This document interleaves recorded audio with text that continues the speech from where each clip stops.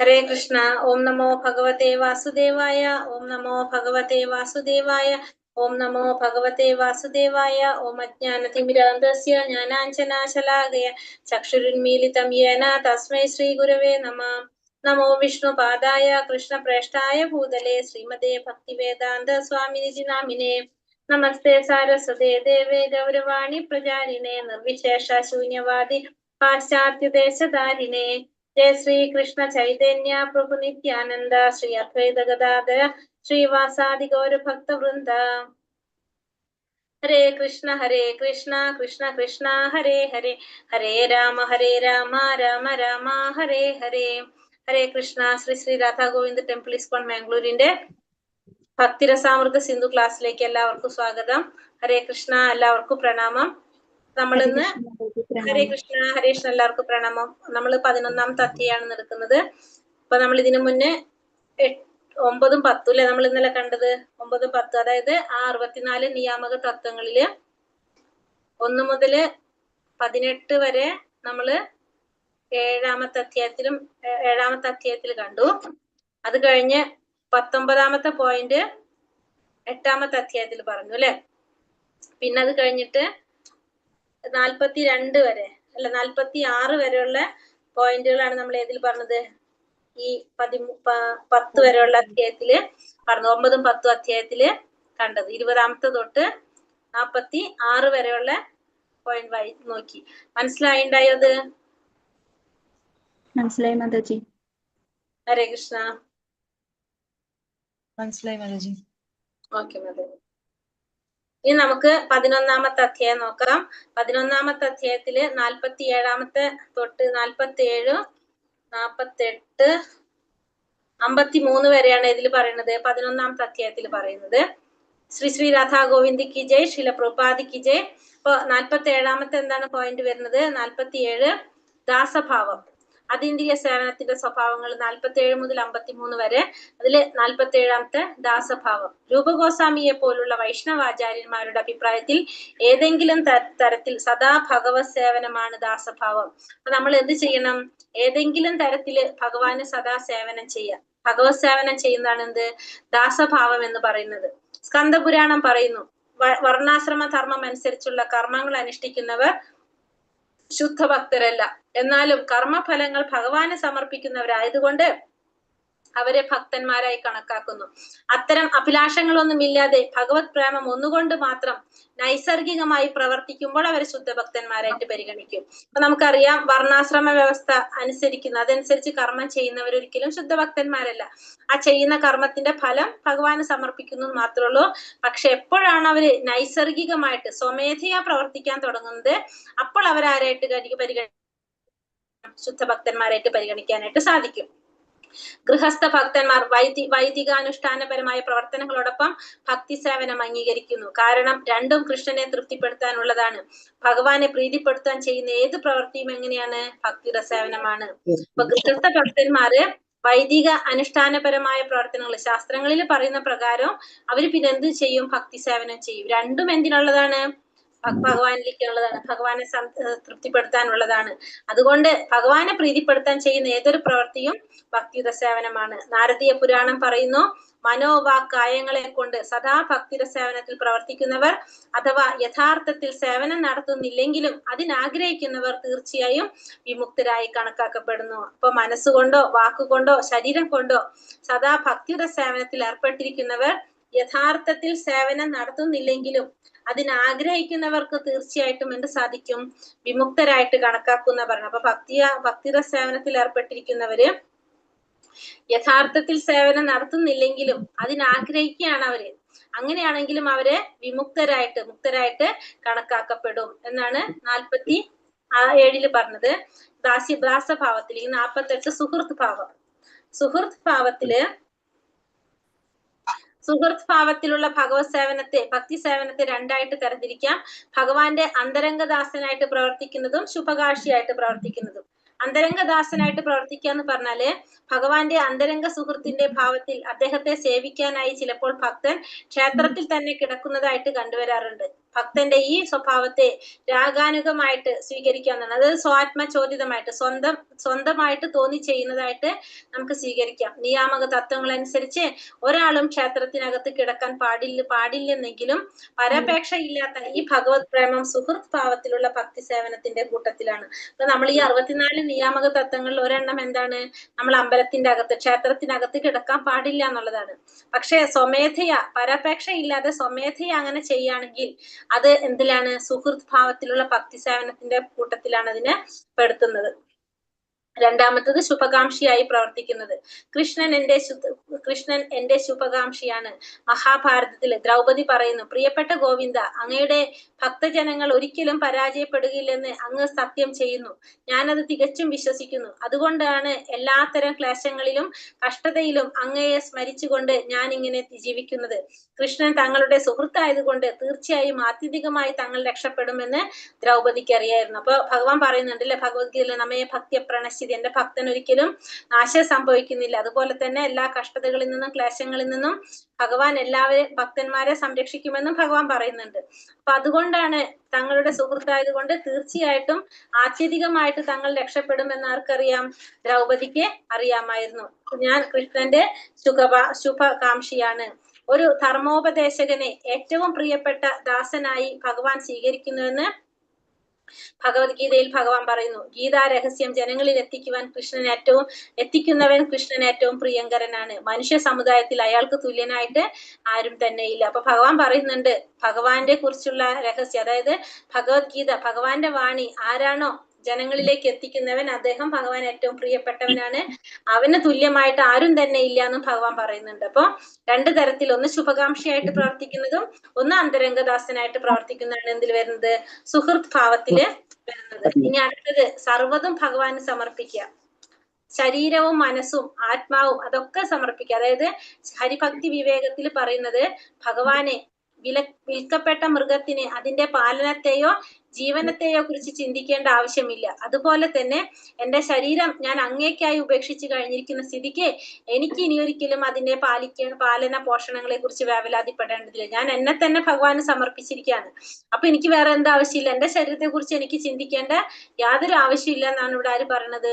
ഭക്തര് ഹരിഭക്തി വിവേകത്തില് ഭഗവാൻ പറയുന്നത്. അതായത് ഒരു വിൽക്കപ്പെട്ട മൃഗത്തിന് അതിന്റെ പാലനത്തെ കുറിച്ചോ ജീവനെ കുറിച്ചോ ചിന്തിക്കേണ്ട ആവശ്യമില്ലാത്തത് പോലെയാണ് എന്ന് പറയുന്നു.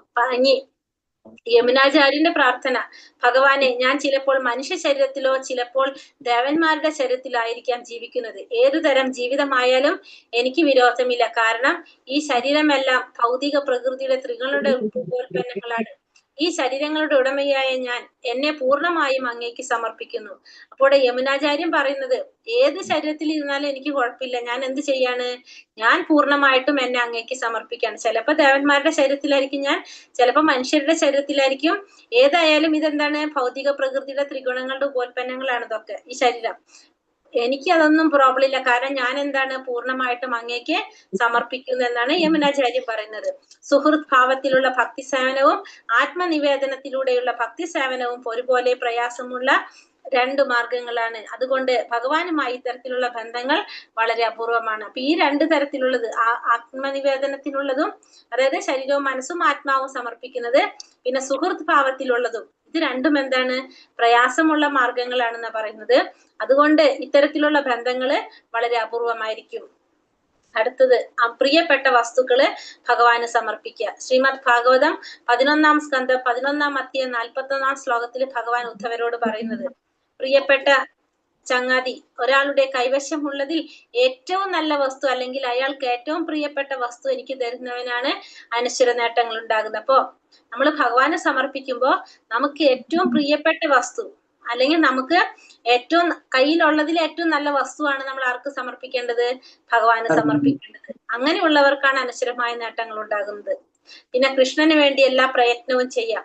നാരദ പഞ്ചരാത്രത്തിൽ പറയുന്നത്, ഭക്തൻ മതഗ്രന്ഥങ്ങളിൽ പറഞ്ഞിരിക്കുന്ന കാര്യങ്ങൾ മാത്രം ചെയ്താൽ പോരാ, മറിച്ച് പ്രായോഗിക ജീവിതവുമായി ബന്ധപ്പെട്ട മുഴുവൻ കാര്യങ്ങൾ കൂടി കൃഷ്ണാവബോധത്തിൽ ചെയ്തിരിക്കണം. ഉദാഹരണത്തിന്, വമ്പിച്ച ഒരു ഫാക്ടറിയുടെ ഉടമയായ ഭക്തൻ ആ സ്ഥാപനത്തിൽ നിന്ന് ലഭിക്കുന്ന ഭൗതിക നേട്ടങ്ങള് ഭഗവാന്റെ സേവനത്തിനായിട്ട് ഉപയോഗിക്കണം. അപ്പൊ കൃഷ്ണന് വേണ്ടിയിട്ട് എല്ലാ പ്രയത്നവും ചെയ്യണം. അപ്പൊ എന്തിലാ പറയണത്? നാരദ പഞ്ചരാത്രത്തിൽ പറയുന്നത് മതഗ്രന്ഥങ്ങളിൽ വേദങ്ങളിലും ശാസ്ത്രങ്ങളിലും പറഞ്ഞിരിക്കുന്ന കാര്യങ്ങൾ മാത്രം ചെയ്താൽ പോരാ, നമ്മുടെ പ്രായോഗിക ജീവിതമായിട്ട് ബന്ധപ്പെടുത്തിയും കൃഷ്ണാവബോധത്തിൽ പ്രവർത്തിക്കണം.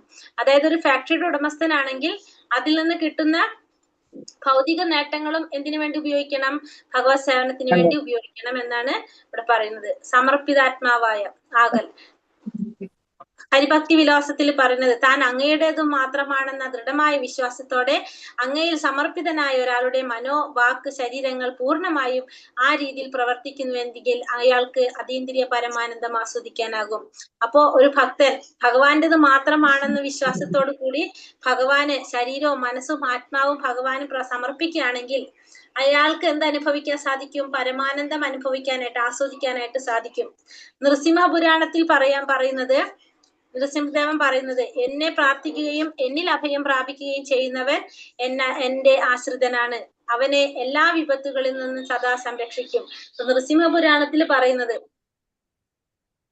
എന്നെ പ്രാർത്ഥിക്കുക, എന്നിൽ അഭയം ചെയ്യുന്നവൻ ആരാണ്? എന്റെ ആശ്രിതനാണെന്ന് മാത്രല്ല, അവന് എല്ലാ തരത്തിലുള്ള വിപത്തുകളിൽ നിന്നും നരസിംഹദേവൻ സംരക്ഷിക്കുമെന്ന് നൃസിംഹ പുരാണത്തിൽ പറയുന്നത്. ഇനി തുളസി ചെടി അതുപോലുള്ള ചെടികളൊക്കെ വൃക്ഷങ്ങളെയൊക്കെ പരിചരിക്കുന്നത്. സ്കന്ദപുരാണം പറയുന്നത് പാപ സഞ്ചയങ്ങളെ മുഴുവൻ ഒറ്റ നിമിഷം കൊണ്ട് നശിപ്പിക്കാൻ കഴിയുന്ന തുളസി ചെടിയെ ഞാൻ സാദരം പ്രണമിക്കുന്നു. ഈ ചെടിയുടെ സ്പർശം മാത്രം മതി എല്ലാ കഷ്ടപ്പാടുകളിൽ നിന്നും രോഗങ്ങളിൽ നിന്നും മോചനം നേടാൻ. തുളസി ചെടിയെ പ്രണമിക്കുകയും അതിന് വെള്ളം ഒഴിക്കുകയും ചെയ്യുന്നവർക്ക് യമരാജന്റെ കോടതിയിൽ പോകേണ്ടി വരില്ല.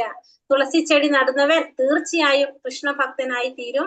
തുളസി ദളം കൊണ്ട് ഭഗവാന്റെ പാതാരവിന്ദങ്ങളെ അർപ്പിക്കുന്നവന് ഭഗവത് പ്രേമ സമ്പൂർണ്ണമാകും. അപ്പൊ തുളസി ചെടിയെ ആരാധിക്കുക, പ്രണമിക്കുക ചെയ്യുന്നത് സ്പർശിക്കുന്ന മാത്രയിൽ തന്നെ എന്ത് സാധിക്കുന്ന പറഞ്ഞത്? എല്ലാ കഷ്ടപ്പാടുകളിൽ നിന്നും രോഗങ്ങളിൽ നിന്നും മോചനം നേടാൻ സാധിക്കും. അങ്ങനെ യമരാജന്റെ കോടതിയിൽ കയറേണ്ടതായിട്ട് വരില്ല. പിന്നെ ഭഗവത് പ്രേമം ലഭിക്കും തുളസിയെ ആരാധിച്ചു കഴിഞ്ഞാല്. സ്കന്ദപുരാണത്തിൽ പറയുന്നത് എല്ലാ വിധത്തിലും തുളസി മംഗളദായകമാണ്. അതിന്റെ ദർശനം, സ്പർശനം, ശ്രവണം, സ്മരണം, അതിനോട് ആദരപൂർവ്വമുള്ള പ്രാർത്ഥന, അതിനെ പ്രണമിക്കുക, തുളസി ചെടി നട്ടുപിടിപ്പിക്കുക, ഇതെല്ലാം ശുഭകർമ്മങ്ങളാണ്. ഇപ്പറഞ്ഞതിൽ ഏതെങ്കിലും ചെയ്യുന്നവന് എക്കാലവും വൈകുണ്ഠ ലോകത്തിൽ കഴിയാൻ സാധിക്കും. അപ്പൊ തുളസിയെ ഏത് രീതിയിൽ നമ്മൾ പരിപാലിച്ചാലും നമുക്ക് എന്ത് സാധിക്കും? നമുക്ക് വൈകുണ്ഠ ലോകത്തിലേക്ക് പോകാനായിട്ട് സാധിക്കും. ഹരേ കൃഷ്ണ കൃഷ്ണ കൃഷ്ണ ഹരേ ഹരേ, ഹരേ രാമ രാമ രാമ ഹരേ ഹരേ. ഹരേ കൃഷ്ണ. ഇനി 54 തൊട്ട് ശ്രീ രാധാകൃഷ്ണ പറഞ്ഞ നരസിംഹപുരാണോ? കേട്ടില്ല പ്രഭു. നരസിംഹപുരാണം എന്ന് പറഞ്ഞല്ലോ ഇപ്പൊ. നരസിംഹപുരാണം, അതെ. നരസിംഹപുരാണം നരസിംഹപുരാണം പറഞ്ഞത്. അത് നരസിംഹപുരാണം തന്നെയാണോ? എനിക്ക് വോയിസ് ബ്രേക്ക് ആവുന്നോണ്ട് ക്ലിയർ ആവുന്നില്ല പ്രഭു. നരസിംഹപുരാണം തന്നെയാണോ? നരസിംഹപുരാണം തന്നെയാണോ പറഞ്ഞെന്നാണോ ചോദിക്കുന്നത്? നൃസിംഹപുരാണം എന്ന് പറയുന്നത് നരസിംഹപുരാണം, അത് രണ്ടും ഒന്ന് തന്നെയാണോ? അതെ കേട്ടോ, അതെ. ഹരേ കൃഷ്ണ. നൃസിംഹപുരാണം, നൃസിംഹം എന്നാണ് നരസിംഹം എന്ന് നമ്മൾ പറയുന്നത്. ശരിക്കും നൃസിംഹ എന്നല്ല പറയാ, നരസിംഹം എന്നുള്ളത്. അതീന്ദ്രിയ സേവനത്തിന്റെ മറ്റു വശങ്ങള് 54 മുതൽ 64 വരെ ഉള്ളത്. കൃഷ്ണ ഭഗവാന്റെ മുന്നിൽ വലം വെക്കരുത് എന്ന് പറയുന്നുണ്ടല്ലോ, അതെന്തോ പ്രദക്ഷിണം വെക്കരുത്? ഹരേ കൃഷ്ണ പ്രഭു ക്ലാസ് കഴിഞ്ഞിട്ട് പറഞ്ഞാ പോരെ? ഹരേ കൃഷ്ണ. 54 ആത്മീയ ഗ്രന്ഥങ്ങൾ വായിച്ചു കേൾക്കൽ. ഭക്തിരസേവനത്തിന്റെ പുരോഗതിക്ക് സഹായിക്കുന്ന എല്ലാ ഗ്രന്ഥങ്ങളും ആത്മീയ ഗ്രന്ഥങ്ങളാണെന്ന് രൂപഗോസ്വാമി പറയുന്നു. അപ്പൊ ഭക്തിരസേവനത്തിന്റെ പുരോഗതിക്ക് സഹായിക്കുന്ന എല്ലാ ഗ്രന്ഥങ്ങളും എന്താണ്? ആത്മീയ ഗ്രന്ഥങ്ങളാണ്. രാമായണം, മഹാഭാരതം, പുരാണങ്ങൾ, ഉപനിഷത്ത്, വേദങ്ങൾ തുടങ്ങിയവയും അതിനെ അടിസ്ഥാനമാക്കി രചിച്ചിട്ടുള്ളതെല്ലാം എന്താണ്? ആത്മീയ ഗ്രന്ഥങ്ങളാണെന്ന് മധ്വാചാര്യരും പറയുന്നു. സ്കന്ദപുരാണം പറയുന്നു, വൈഷ്ണവ ഭക്തി സേവനം വളർത്തുന്നതിനെ വർണ്ണിക്കുന്ന ഗ്രന്ഥങ്ങൾ വായിക്കുന്നതിൽ നിരതനായ ഒരാൾ മനുഷ്യ സമൂഹത്തിൽ എന്നും കേൾവിപ്പെട്ടവനാണ്. തീർച്ചയായും അയാളിൽ കൃഷ്ണൻ സന്തുഷ്ടനുമാണ്. ഇത്തരം ഗ്രന്ഥങ്ങൾ ശ്രദ്ധാപൂർവം വീട്ടിൽ സൂക്ഷിക്കുകയും ആദരിക്കുകയും ചെയ്യുന്നവൻ എല്ലാ പാപങ്ങളിൽ നിന്നും മുക്തനായി ഒടുവിൽ ദേവന്മാർക്ക് ആരാധ്യനായി തീരും. അപ്പോ എല്ലാ തരത്തിലും ആത്മീയമായ പുരോഗതിക്ക് സഹായിക്കുന്ന എല്ലാ ഗ്രന്ഥങ്ങളും വായിക്കുന്നതും വീട്ടിൽ സൂക്ഷിക്കുന്നതും എല്ലാം പാപങ്ങളിൽ നിന്ന് മുക്തനാകാനായിട്ടും എല്ലാ ദേവന്മാരുടെ ആരാധ്യനാവാനായിട്ടും ഇടവരുത്തും. സ്കന്ദപുരാണം പറയുന്നത് വൈഷ്ണവ സാഹിത്യം രചിക്കുകയും അമാതിരി ഗ്രന്ഥങ്ങൾ സൂക്ഷിക്കുകയും ചെയ്യുന്നവരുടെ ഗൃഹത്തിൽ ഭഗവാൻ നാരായണന്റെ നിത്യ സാന്നിധ്യം ഉണ്ടാകും. അപ്പൊ ഇത്തരത്തിലുള്ള ഗ്രന്ഥങ്ങൾ വീട്ടിൽ സൂക്ഷിക്കുകയാണെങ്കിൽ അവിടെ ഭഗവാന്റെ നിത്യ സാന്നിധ്യം ഉണ്ടാകും. എല്ലാ വേദാന്ത ദർശനങ്ങളുടെയും സാരസർവസമാണ് ശ്രീമദ് ഭാഗവതം. ഭാഗവത പാരായണത്തിന് താല്പര്യരായവർ മറ്റു സാഹിത്യങ്ങൾ രചിക്കുകയില്ല. എന്ന് വെച്ചാൽ ശ്രീമദ് ഭാഗവതത്തിന്റെ സർവാതിശയായ പരമാനന്ദം ആസ്വദിച്ചവർക്ക് മണ്ണിന്റെ സാഹിത്യത്തിൽ തൃപ്തി വരുന്നില്ല. അപ്പോൾ എല്ലാത്തിന്റെയും സാരസർവസമാണെന്ത്? ശ്രീമദ് ഭാഗവതം. അപ്പൊ ശ്രീമദ് ഭാഗവതം വീട്ടിലുണ്ടായാൽ മാത്രം മതി. എല്ലാ ഗ്രന്ഥങ്ങളും വീട്ടിലുള്ളതിന് തുല്യം തന്നെയാണ്. അങ്ങനെയാണെങ്കിലും ഭഗവാന്റെ നിത്യ സാന്നിധ്യം നമ്മുടെ വീട്ടിലുണ്ടാകുന്നു. മാത്രമല്ല ഇവിടെ പറയുന്നത് എന്താണ്? ശ്രീമദ് ഭാഗവതത്തിന്റെ ആ സർവാതിശയായിട്ടുള്ള പരമാനന്ദം ആസ്വദിച്ചവർക്ക് മറ്റുള്ള ഗ്രന്ഥങ്ങൾ സാഹിത്യങ്ങൾ ഒരിക്കലും എന്തുണ്ടാവില്ല? തൃപ്തി വരുന്നുണ്ടാവില്ല. മധുരാവാസം വരാഹ പുരാണം പറയുന്നു, മധുരയൊഴികെയുള്ള പ്രദേശങ്ങളിലേക്ക് ആകർഷിതരാകുന്നവർ മായയുടെ ശക്തിയാൽ ആകർഷകരാകുന്നു. ബ്രഹ്മാണ്ഡ പുരാണത്തിൽ പറയുന്നത് 3 ലോകങ്ങളിൽ തീർത്ഥാടനം നടത്തിയാൽ ലഭിക്കുന്ന പുണ്യം മധുര എന്ന പുണ്യഭൂമിയുടെ സ്പർശനം കൊണ്ട് ലഭിക്കും. അപ്പോൾ മധുര എന്ന് പറയുന്ന പുണ്യനഗരം വളരെ പ്രധാനപ്പെട്ടതായിട്ടാണ് പറയുന്നത്. അത് എന്തുകൊണ്ടാണ് നമുക്കറിയാം? ഭഗവാൻ അവതരിച്ച സ്ഥലമായതുകൊണ്ട്. അതുകൊണ്ട് മറ്റുള്ള ഏത് സ്ഥലത്തിലേക്ക് പോകുന്നതും എന്താണ്? മായാശക്തിയിൽ ആകൃഷ്ടരാകുന്നവരാണ് മധുരയിലേക്ക് ഒഴികെയുള്ള മറ്റുള്ള പ്രദേശങ്ങളിലേക്ക് പോകുന്നത്. ഭക്തരെ സേവിക്കൽ പത്മപുരാണം പറയുന്നു, ശിവൻ പാർവതിയോട് പറയുന്നതാണ്, പ്രിയെ ആരാധന പലതരത്തിലുണ്ട്, എന്നാൽ സാക്ഷാൽ പരമപുരുഷനെ ആരാധിക്കുന്നതാണ് ഏറ്റവും ശ്രേഷ്ഠം. എന്നാൽ അതിലും ശ്രേഷ്ഠമാണ് അദ്ദേഹത്തിന്റെ ഭക്തന്മാരെ പൂജിക്കുന്നത്. അപ്പോൾ പറയുന്നത് ഭഗവാനെ ആരാധിക്കുന്നതാണ് ഏറ്റവും ശ്രേഷ്ഠമായ ആരാധന എന്നാണ് ശിവൻ ആരോട് പറയുന്നത്? പാർവതി ദേവിയോട് പറയുന്നത്.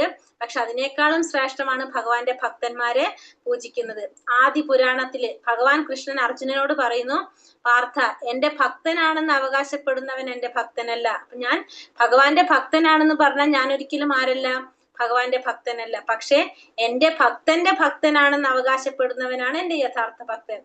ഭഗവാന്റെ ഭക്തൻ എന്ന് പറയുന്നത് സ്വയം ഭക്തൻ എന്ന് അവകാശപ്പെടുന്നവനല്ല, നേരെ മറിച്ച് ഒരു ഭക്തന്റെ ഭക്തനാണ് ഞാൻ എന്ന് അവകാശപ്പെടുന്നവനാണ് ആര്? എന്റെ യഥാർത്ഥ ഭക്തൻ എന്നാണ് ഭഗവാൻ കൃഷ്ണൻ അർജുനനോട് പറയുന്നത്. പ്രയോജനം ശ്രീമദ് ഭാഗവതം 3:7-19 ഞാൻ ഭക്തന്മാരുടെ ദാസനായി തീരട്ടെ, അതിലൂടെ കലർപ്പെട്ട ഭഗവത് പാദസേവനം സാധിക്കാമല്ലോ. കഷ്ടത നിറഞ്ഞ ഭൗതിക അവസ്ഥയ്ക്ക് കുറവ് വരുത്താൻ അത് സഹായിക്കും. ഒപ്പം ഭഗവാനോട് ഭക്തി നിർഭരമായ പ്രേമം വളർത്താനും അത് ശക്തമാണ്. ഇവിടെ പറഞ്ഞ ശ്രീമദ് 56 അല്ലെ. അടുത്ത അവനവന്റെ നിലയ്ക്കടുത്തുള്ള ഭഗവത് സേവനം. അടുത്തത് ഒരു മിനിറ്റ് മാതാജി, ഇതിലുണ്ട്. സ്കന്ദപുരാണത്തിൽ പറയുന്നത് ഭഗവത് ഭക്തന്റെ ദർശനം ഒരു തവണയെങ്കിലും ലഭിക്കുന്നയാൾ സർവ്വപാപങ്ങളിൽ നിന്നും മുക്തനാകും. അപ്പൊ സ്കന്ദപുരാണത്തിൽ പറയുന്നത് ഒരു തവണയെങ്കിലും ഭക്തന്റെ ദർശനം ലഭിക്കുകയാണെങ്കിൽ സർവ്വപാപങ്ങളിൽ നിന്നും അയാൾ മുക്തനാകും. ശ്രീമദ് ഭാഗവതം പറയുന്നത് ഭഗവത് ഭക്തന്റെ സ്മരണം പോലും ഒരുവനെ കുടുംബസഹിതം പവിത്രീകരിക്കുന്നു. അപ്പൊ പിന്നെ ഭക്തൻ നൽകുന്ന നേരിട്ടുള്ള പരിചരണം നൽകുന്ന ഫലം എന്തായിരിക്കും എന്ന് പറയണം. ഒരു ഭക്തന്റെ സ്മരണം, ഒരു ഭഗവത് ഭക്തനെ സ്മരിക്കുന്നത് പോലും ഒരുവനെ കുടുംബസഹിതം പവിത്രീകരിക്കുകയാണ് ചെയ്യുന്നത്. അപ്പൊ പിന്നെ ഭക്തന് നേരിട്ട് നൽകുന്ന പരിചരണത്തെ കുറിച്ച് പറയേണ്ട ആവശ്യമില്ലല്ലോ. ഭക്തന് നൽകുന്ന നേരിട്ടുള്ള പരിചരണത്തെ കുറിച്ച് നമ്മൾ പറയേണ്ട ആവശ്യം. കാരണം സ്മരണം പോലും, ഒരു ഭക്തന്റെ സ്മരിച്ചാൽ പോലും നമുക്ക് എന്ത് സാധിക്കും? കുടുംബസഹിതം പവിത്രീകരിക്കാം. അപ്പൊ പിന്നെ നേരിട്ട് സേവനം ചെയ്താലോ അതിന്റെ ഫലം അതിനേക്കാളും കൂടുതലായിരിക്കും. ഈ 57 അവനവന്റെ നിലയ്ക്കൊത്തുള്ള ഭഗവത് സേവനം. പത്മപുരാണം പറയുന്നത് ഭഗവാനുമായി ബന്ധപ്പെട്ട എല്ലാ ചടങ്ങുകളും അവരവരുടെ സാമ്പത്തിക നിലയ്ക്കനുസരിച്ചായി ചെയ്തിരിക്കണം. അപ്പോ ഓരോരുത്തരും അവരവരുടെ സാമ്പത്തിക നിലയ്ക്കനുസരിച്ചായിരിക്കണം എന്ത് ചെയ്യേണ്ടത്? ഭഗവാനുമായി ബന്ധപ്പെട്ട സേവനങ്ങളെല്ലാം ചെയ്യേണ്ടത്. കാർത്തിക മാസത്തിലെ ഭക്തി സേവനം 58. അനുഷ്ഠാനങ്ങളിൽ ഏറ്റവും പ്രധാനപ്പെട്ടത് കാർത്തിക മാസത്തിൽ, അതായത് ഒക്ടോബർ നവംബർ മാസങ്ങളിലെ ഊർജവ്രതമാണ്. വൃന്ദാവനത്തിൽ ഊർജവ്രതത്തിന്റെ ഏറ്റവും വലിയ സവിശേഷതയാണ് ഭഗവാനെ ദാമോദര രൂപത്തിൽ ആരാധിക്കുന്നത്. നമുക്കറിയാം ഭഗവാനെ ദാമോദര രൂപത്തിലാണ് ആ സമയത്ത് ആരാധിക്കുന്നത്. പത്മപുരാണം പറയുന്നു, ഭഗവാൻ ഭക്തന്മാർക്ക് മുക്തിയോ ഭൗതികമായ സുഖങ്ങളോ നൽകുന്നു. എന്നാൽ മധുര പോലുള്ള പുണ്യഭൂമികളിൽ വെച്ച് കാർത്തിക മാസത്തിൽ വ്രതാനുഷ്ഠാനങ്ങളും ഭക്തി സേവനവും നടത്തി കഴിയുമ്പോൾ ഭക്തന്മാർ പിന്നീട് ഭക്തിയുടെ സേവനം മാത്രമേ ആഗ്രഹിക്കുന്നുള്ളൂ. അപ്പൊ ഭഗവാൻ ഭക്തന് മുക്തിയും ഭൗതിക സുഖങ്ങളും നൽകും. പക്ഷെ മധുര പോലുള്ള പുണ്യ സ്ഥലങ്ങളിൽ വെച്ച് കാർത്തിക മാസത്തിലെ വ്രതം അനുഷ്ഠിക്കുകയാണെങ്കിൽ പിന്നെ ഭക്തിയുടെ സേവനം മാത്രമേ ആ ഭക്തൻ ആഗ്രഹിക്കുന്നുണ്ടാകുള്ളൂ. അത്രയും വിശേഷപ്പെട്ടതാണ് കാർത്തിക മാസത്തില് മധുര പോലുള്ള പുണ്യഭൂമിയിൽ വെച്ചിട്ടുള്ള വ്രതം എടുക്കുന്നത്. ഭഗവാന്റെ പ്രവർത്തനങ്ങളെ കൊണ്ടാടുന്ന ഉത്സവാഘോഷങ്ങൾ. ഭവിഷ്യപുരാണം പറയുന്നത്, അതായത് ഭഗവാൻ ജനാർദ്ദൻ, അങ്ങയുടെ അമ്മ ദേവകി അങ്ങയെ പ്രസവിച്ച ദിവസം ഞങ്ങൾക്ക് പറഞ്ഞു തരൂ. ജന്മാഷ്ടമി ദിവസം, ആ ദിവസം ഞങ്ങൾക്ക് ആഘോഷിക്കണം. കേശി മഥന, ഞങ്ങൾ പരിപൂർണമായും അങ്ങയുടെ പാദങ്ങളിൽ സമർപ്പിതരാണ്. സകലവിധമായ അനുഷ്ഠാനങ്ങളോടും കൂടി അങ്ങയെ സന്തോഷിപ്പിക്കുകയാണ് ഞങ്ങളുടെ ലക്ഷ്യം. ഇവിടെ പറയുന്നത് എന്ത് വേണമെന്ന് പറഞ്ഞത്, ആ ജന്മാഷ്ടമി ദിവസം പറഞ്ഞു തരാൻ. കാരണം എന്തിനാണ്? ഞങ്ങൾക്കത് ആഘോഷിക്കണം. ചടങ്ങുകളും അനുഷ്ഠാനങ്ങളും ഉത്സവാഘോഷങ്ങളും ഭഗവാന് പ്രിയങ്കരമാണെന്ന് ഇതിനുള്ള തെളിവാണ് ഭവിഷ്യപുരാണത്തിലെ ഈ പ്രസ്താവം. അപ്പൊ ഭഗവാൻ എന്തിഷ്ടാണ്? ഇത്തരത്തിലുള്ള അനുഷ്ഠാനങ്ങളും ഉത്സവാഘോഷങ്ങളൊക്കെ ഭഗവാന് പ്രിയങ്കരമാണ്. ഇനി ഭക്തിപൂർവമുള്ള മൂർത്തി ആരാധന.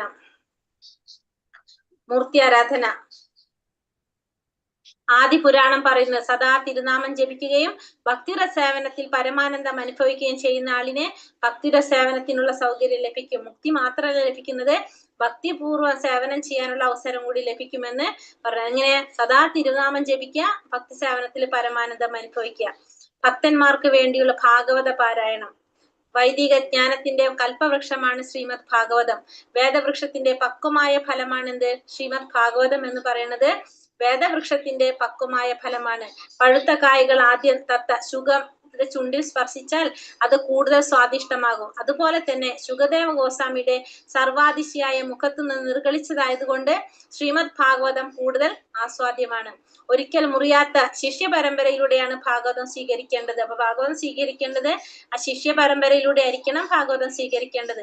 പഴുത്ത കായ്കൾ മുകളിലത്തെ ശിഖരത്തിൽ നിന്നും താഴത്തെ ശിഖരത്തിലേക്ക് ഇരിക്കുന്നവർക്ക് പകർന്നു ഭൂമിയിലെത്തിയാൽ അത് പൊട്ടുകയില്ല. അതുപോലെ ശ്രീമദ് ഭാഗവതത്തിന്റെ കാര്യവും ആ പരമ്പരയിലൂടെ അഥവാ ശിഷ്യ പരമ്പരയിലൂടെ പകർന്നു വരുമ്പോൾ അതിനെന്ത് വരില്ല? തകരുന്നില്ല. അത് ഭാഗവതം എന്ന പേരിൽ അറിയപ്പെടുന്ന ആത്മസാക്ഷാത്കാരം സിദ്ധിച്ചവരുടെ മുഖത്തു നിന്ന് വേണം ഭാഗവതം പഠിക്കാൻ എന്ന് ചൈതന്യ മഹാപ്രഭു പറയുന്നു. അപ്പൊ ഭാഗവതം പഠിക്കേണ്ടത് ഭാഗവതരുടെ അടുത്തു നിന്നാണ്, അതായത് ആത്മസാക്ഷാത്കാരം നേടിയവരുടെ അടുത്തു നിന്നായിരിക്കണം. മുക്തന്മാർക്കും രുചിക്കുന്നതാണ് ശ്രീമദ് ഭാഗവതം. നിർവ്യക്തിക ബ്രഹ്മത്തിലേക്ക് ഏറെ ആകൃഷ്ടനെങ്കിലും ഭഗവാന്റെ അതീന്ദ്രിയ ലീലാവിലാസങ്ങളെ കുറിച്ച് പിതാവായ വ്യാസദേവന്റെ മുഖത്തു നിന്ന് കേട്ടപ്പോൾ ശ്രീമദ് ഭാഗവതത്തിലെ ആകർഷിക്കപ്പെട്ട എന്ന് ശുകദേവ ഗോസ്വാമി ശ്രീമദ് ഭാഗവതം 2-ാം സ്കന്ധം 1-ാം അധ്യായം 9-ാം ശ്ലോകത്തിൽ പറയുന്നുണ്ട്. അപ്പോ ശ്രീമദ് ഭാഗവതം ശുകദേവ ഗോസ്വാമി ശരിക്കും ആരായിരുന്നു? ബ്രഹ്മത്തിലേക്കാണ് ആകർഷണം ഉണ്ടായിരുന്നത്. ഭഗവാന്റെ അവ്യക്തിഗത രൂപത്തിലേക്കായിരുന്നു ശുകദേവ ഗോസ്വാമിക്ക് ആകർഷണം ഉണ്ടായത്. പക്ഷെ പിതാവിന്റെ മുഖത്തു നിന്ന് ആ ഭഗവാന്റെ അതീന്ദ്രിയമായ ലീലാവിലാസങ്ങളെ കുറിച്ച് ശ്രവിച്ചതിന് ശേഷമാണ് ആകർഷിക്കപ്പെട്ടുകൊണ്ടാണ് ശുകദേവ ഗോസ്വാമി എന്തിലേക്ക് ആകർഷണം വന്നത്? ഭാഗവതത്തിലേക്ക് ആകർഷണം വന്നത്. ഭക്തിയുടെ ഉന്നത ശ്രേണിയിലുള്ള ഭക്തന്മാരുമായുള്ള സമ്പർക്കം. ഹരിഭക്തി സുധോദയത്തിൽ പറയുന്നത്, മകനെ, സമ്പർക്കം വളരെ പ്രധാനമാണ്. മുൻപിലിരിക്കുന്ന എല്ലാറ്റിനെയും പ്രതിബിംബിപ്പിക്കുന്ന സ്ഫടികക്കല്ല് പോലെയാണത്. അതുപോലെ ഭഗവാന്റെ പുഷ്പതുല്യമായ ഭക്തന്മാരുമായി സമ്പർക്കത്തിൽ ഏർപ്പെടുമ്പോൾ നമ്മുടെ ഹൃദയം സ്ഫടികതുല്യമാകുന്നു. അപ്പൊ എന്ത് വേണം? ശുദ്ധ ഭക്തന്മാരുമായിട്ടുള്ള സമ്പർക്കം വളരെ അത്യാവശ്യമാണ്. പുരുഷൻ ഉൽപാദനക്ഷമതയുള്ളതും സ്ത്രീ ആരോഗ്യവുമാണെങ്കിൽ അവർ തമ്മിൽ സംയോഗ ഫലമായി ഗർഭധാരണം നടക്കും. അതുപോലെ ആത്മജ്ഞാനം നൽകുന്നവൻ യഥാർത്ഥത്തിൽ കഴിവുള്ളവനും സ്വീകരിക്കുന്നവൻ നേടണമെന്ന് ആത്മാർത്ഥമായി ആഗ്രഹിക്കുകയാണെങ്കിൽ ഫലം നന്നായിരിക്കും. അപ്പൊ നമുക്ക് എന്ത് വേണം? ആ പറയുന്ന വ്യക്തിക്കും കേൾക്കുന്ന വ്യക്തിക്കും ഒരുപോലെ ആഗ്രഹം ഉണ്ടെങ്കിൽ സ്വാഭാവികമായിട്ടും അതിന്റെ ഫലവും എങ്ങനെ തന്നെയായിരിക്കും? നല്ല തന്നെയായിരിക്കും.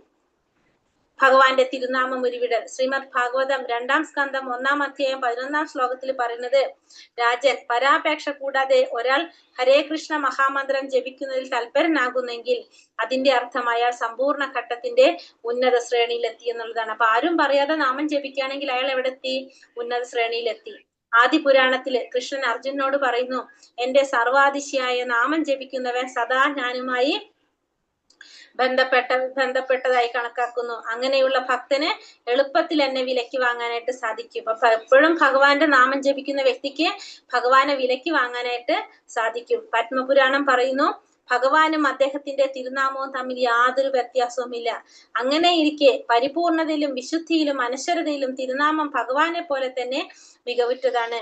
തിരുനാമം കേവലം ഒരു ഭൗതിക കമ്പനമല്ല, അത് അതിനൊരു വിധമായ ഭൗതിക മാലിന്യവുമില്ല. അപ്പൊ ഭഗവാനും ഭഗവാന്റെ നാമവും തമ്മിൽ ഒരു വ്യത്യാസവും ഇല്ല.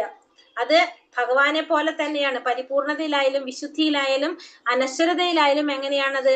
ഭഗവാനെ പോലെ തന്നെ മികവുറ്റതാണ്. ഹൃദയ മാലിന്യം അകറ്റി ശുദ്ധീകരിക്കുന്നതിന് എല്ലാവരും ഹരേ കൃഷ്ണ മഹാമന്ത്രം ജപിക്കണമെന്നാണ് ചൈതന്യ മഹാപ്രഭു നിർദ്ദേശിക്കുന്നത്. അപ്പോ എല്ലാ തരത്തിലും എന്തെന്ന് പറഞ്ഞ ഹൃദയ മാലിന്യങ്ങൾ അകറ്റാൻ വേണ്ടിയിട്ട് എന്ത് ചെയ്തിരിക്കണം? ഹരേ കൃഷ്ണ മഹാമന്ത്രം ജപിക്കണം തന്നെയാണ് മഹാപ്രഭുവിന്റെ നിർദ്ദേശം. 64-ാമത്തെ പോയിന്റ്, മധുരാവാസം. പത്മപുരാണം പറയുന്നത്, വിവിധ തീർത്ഥാടന കേന്ദ്രങ്ങളിൽ പര്യടനം നടത്തുകയെന്നാൽ ഭൗതിക ബന്ധനത്തിൽ നിന്ന് മുക്തി നേടുക എന്നതാണ്. എന്നിരുന്നാലും ഈ മുക്തി സമ്പൂർണ്ണ ഘട്ടത്തിന്റെ അത്യുന്നത ശ്രേണിയല്ല. ഈ ഘട്ടത്തിലെത്തിയ ശേഷം ഭഗവാന് ഭക്തിര സേവനം ചെയ്യേണ്ടതുണ്ട്. ഏതാനും നിമിഷങ്ങളെങ്കിലും മധുരാമണ്ഡലത്തിൽ കഴിയുന്നവർക്ക് അതിവേഗത്തിൽ ഈ ലക്ഷ്യം പ്രാപിക്കാൻ സാധിക്കും. അപ്പൊ ഭൗതിക ബന്ധനത്തിൽ മുക്തി നേടുക എന്ന് പറഞ്ഞാൽ എന്താണ്? പര്യടനം നടത്തുക എന്നാല് വിവിധ തീർത്ഥാടന കേന്ദ്രങ്ങളിൽ പര്യടനം നടത്തുക എന്ന് വെച്ചിട്ടുണ്ടെങ്കിൽ ഭൗതികമായ ബന്ധനത്തിൽ നിന്ന് മുക്തി നേടുക എന്നാണ്. അങ്ങനെ മുക്തി നേടാന്ന് വെച്ചിട്ടുണ്ടെങ്കിൽ അത് ഏറ്റവും ഉന്നതമായ ഘട്ടമല്ല എന്ത്?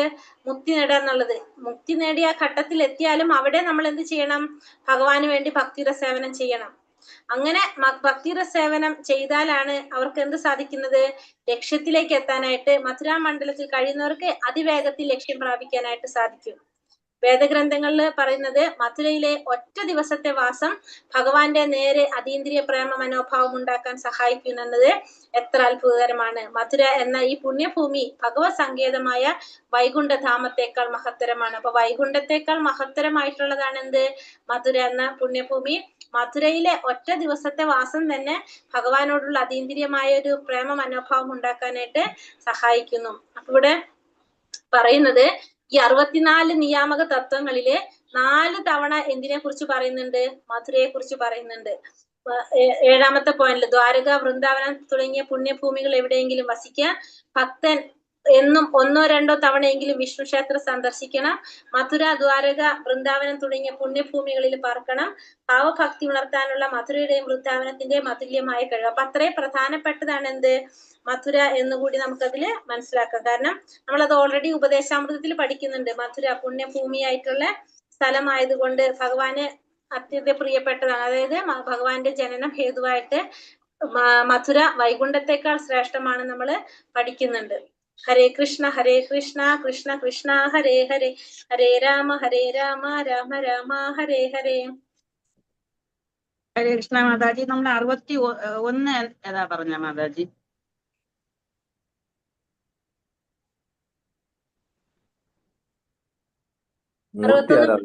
വേണ്ടിയുള്ള ഭാഗവത പാരായണം.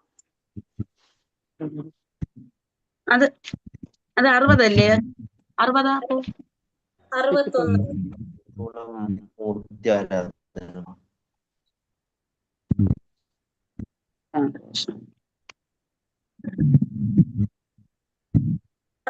മൂർത്തി ആരാധന. ഇനി 5 പ്രബല രൂപങ്ങൾ. ഈ പറഞ്ഞ ലാസ്റ്റത്തെ 5 എണ്ണം ഒന്നുകൂടി പറയണത്, അത് 5 എണ്ണം മാത്രം ജസ്റ്റ് പറയുന്നതാണ്. അതൊന്ന് പറഞ്ഞിട്ട് നിർത്താം നമുക്ക്. ഭക്തിയുടെ സേവനത്തിന്റെ 5 പ്രബല രൂപങ്ങൾ. ശ്രീ രാധാ ഗോവിന്ദിക്ക് ജയ്, ശില പ്രഭുപാദിക്ക് ജയ്. നമ്മൾ പറഞ്ഞ ലാസ്റ്റ് ഏറ്റവും പ്രധാനപ്പെട്ട 5 എണ്ണം. ഒന്നാമത്തേതാണ് മൂർത്തി ആരാധന.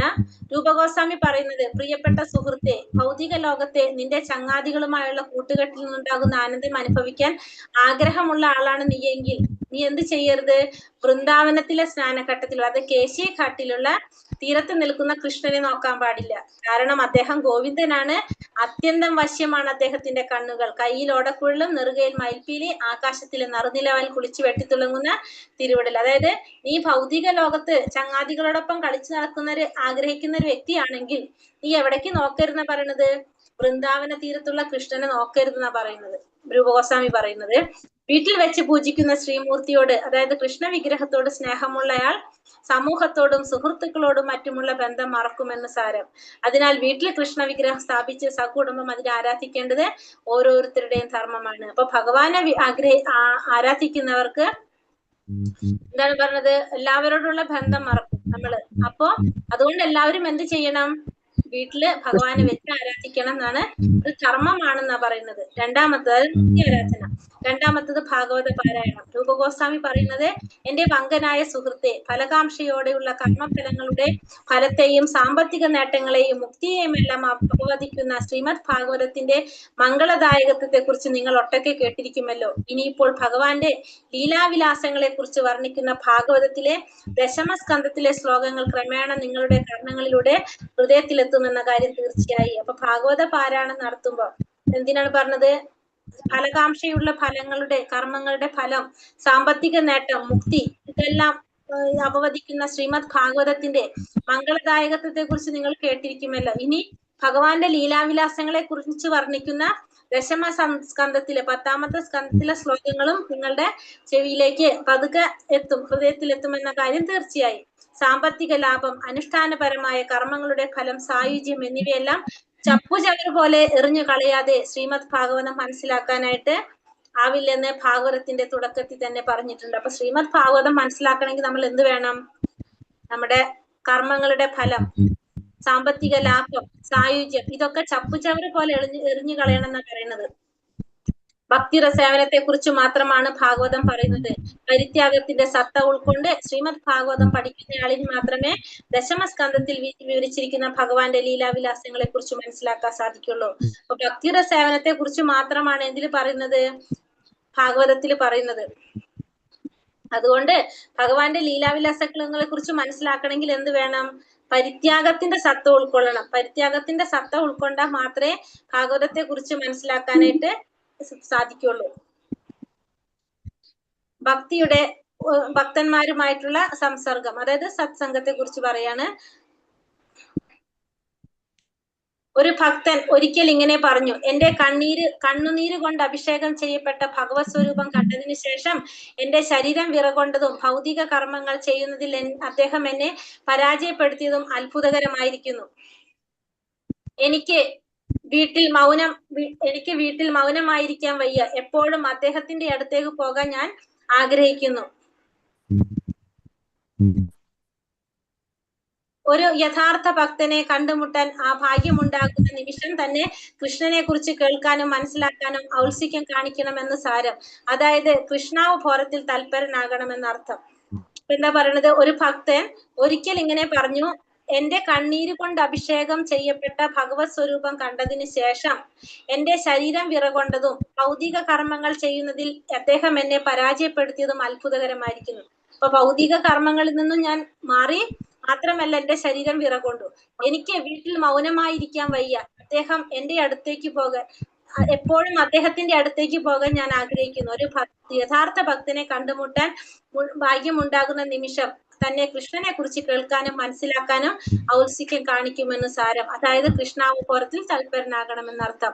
അപ്പൊ ഭക്തന്മാരുമായിട്ടുള്ള സംസർഗം കൊണ്ട് നമുക്ക് എന്താ സാധിക്കുന്ന പറഞ്ഞത്? നമുക്ക് പിന്നെ വീട്ടില് ഇരിക്കാനായിട്ട്, മൗനമായിട്ട് ഇരിക്കാനായിട്ട് തോന്നില്ല. എപ്പോഴും നമ്മൾ എന്താ ആഗ്രഹിക്കുന്നത്? അങ്ങോട്ട് പോകണം തന്നെ നമ്മൾ ആഗ്രഹിക്കുന്നു. അതാണ് അതിൽ പറയുന്നത്. അപ്പൊ ഭക്തന്മാരുമായിട്ടുള്ള സംസർഗം. അടുത്തത് ഭഗവാന്റെ തിരുനാമം ഉരുവിട. സദാ ഭഗവത് കീർത്തനങ്ങൾ പാടുന്ന നാരദന്റെ കയ്യിലെ വീണക്കമ്പികളുടെ കമ്പനങ്ങൾ പുണ്യാത്മാക്കൾക്ക് കേൾക്കാൻ കഴിയുമത്രേ. ഇതേ കമ്പനങ്ങൾ എന്റെ കർണപുടങ്ങൾ കടന്നിരിക്കുന്നു. ഞാൻ സദാ ഭഗവത് സാന്നിധ്യം അനുഭവിച്ചറിയുന്നു. ഭൗതിക സുഖത്തോടുള്ള എന്റെ ആസക്തി ക്രമേണ ഇല്ലാതാകുന്നു. അപ്പൊ ഭഗവാന്റെ കീർത്തനങ്ങൾ പാടുന്ന നാരദ മഹർഷിയുടെ കയ്യിലുള്ള വീണ കമ്പനിയുടെ കമ്പികളുടെ കമ്പനങ്ങള് പുണ്യാത്മാക്കൾക്ക് കേൾക്കാൻ കഴിയും. ഇതേ കമ്പനങ്ങള് എന്റെ കർണപുടങ്ങൾ കടന്നിരിക്കുന്നു. ഞാൻ സദാ എന്ത് ചെയ്യാണ്? ഭഗവാന്റെ സാന്നിധ്യം അനുഭവിച്ചറിയാനായിട്ട് എനിക്ക് സാധിക്കും. മാത്രമല്ല ഭൗതിക സുഖത്തോടുള്ള ആസക്തി എനിക്ക് ഇല്ലാതാവുകയും ചെയ്യുന്നു. അടുത്തത് മധുരാവാസം. ശ്രീല രൂപഗോസ്വാമി പറയുന്നത്, പക്ഷികളുടെ കളകൂജനം കൊണ്ട് മുഖരിതമായ കദംബ വൃക്ഷങ്ങളുടെ ഇടയിൽ യമുനാ തീരത്ത് നിൽക്കുന്ന ഭഗവാന്റെ സുന്ദര രൂപം ഞാൻ ഓർക്കുന്നു. ഈ ഓർമ്മകൾ സൗന്ദര്യത്തിന്റെയും പരമാനന്ദത്തിന്റെയും അദ്വിതീയ സാക്ഷാത്കാരത്തിന്റെ അലകൾ സദാ എന്നിൽ വന്നടിക്കുന്നു. ഭൗതിക ലോകത്തിലേക്ക് ഒരിക്കലും മടങ്ങണ്ട എന്ന് തോന്നിപ്പിക്കുന്നത്ര മനോഹരമാണ് മധുരാമണ്ഡലം. മധുരയും വൃന്ദാവനവും സർവാതിശയായ സ്ഥലത്താണ് സ്ഥിതി ചെയ്യുന്നതെന്ന് ഈ വിശേഷണങ്ങൾ തെളിയിക്കുന്നു. ഇല്ലെങ്കിൽ ഈ സ്ഥലങ്ങൾക്ക് നമ്മുടെ അതീന്ദ്രിയ ഭാവങ്ങളെ ആവാഹിച്ചെടുക്കാൻ സാധിക്കുമായിരുന്നില്ല. ഇത്തരം അതീന്ദ്രിയ ഭാവങ്ങൾ മധുരയിലോ വൃന്ദാവനത്തിലോ കടക്കുന്ന നിമിഷത്തിൽ തന്നെ മാറ്റമില്ലാതെ നമ്മിൽ ഉണർത്തപ്പെടുന്നു. അപ്പൊ മധുര വൃന്ദാവനം എന്ന് പറയുന്നത് ശരിക്കും ഭൗതിക ലോകത്തിലുള്ള അതീന്ദ്രിയ സ്ഥലമായിട്ട് തന്നെ പറയാം. കാരണം അത്രയും സർവാതിശയായ സ്ഥലമാണ് ഇത് രണ്ടും പറയുന്നത്. അതിലേക്ക് കടക്കുമ്പോ തന്നെ നമ്മുടെ ഉള്ളില് അതീന്ദ്രിയ ഭാവങ്ങളെ ഉണർത്തുന്നു എന്നാണ് പറയുന്നത്. അപ്പൊ അതുകൊണ്ട് ആ ഭൗതിക ലോകത്തിലേക്ക് ഒരിക്കലും മടങ്ങണ്ട എന്ന് തോന്നിപ്പിക്കുന്നത്ര മനോഹരമാണ് എന്ത് ഈ മധുരാ മണ്ഡലം എന്ന് പറയുന്നത്.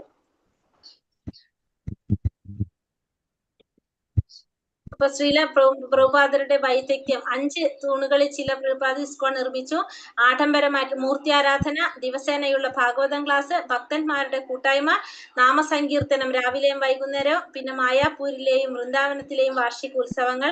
ഈ 5 ഭക്തിപരമായ പ്രവർത്തനങ്ങൾ ഒരു പ്രാരംഭ ഭക്തനിൽ പോലും ഭക്തിജന്യമായ ഹർഷോന്മാദം ഉളവാക്കാൻ പോകുന്നത്ര ശക്തമാണെന്ന് രൂപഗോസ്വാമി പറഞ്ഞു കഴിഞ്ഞു. അങ്ങനെ ഭാവഭക്തി ഉണർത്തുന്നതിൽ ഇസ്കോൺ ഏറ്റവും ശക്തമാണ്. അപ്പോ 5 തൂണുകളിലായിട്ടാണ് ഇസ്കോൺ സ്ഥാപിച്ചിരിക്കുന്നത്. മൂർത്തിയാരാധന, ഭാഗവതം ക്ലാസ്, ഭക്തന്മാരുടെ സത്സംഗം, നാമസങ്കീർത്തനം, പിന്നെ വാർഷികോത്സവങ്ങള്.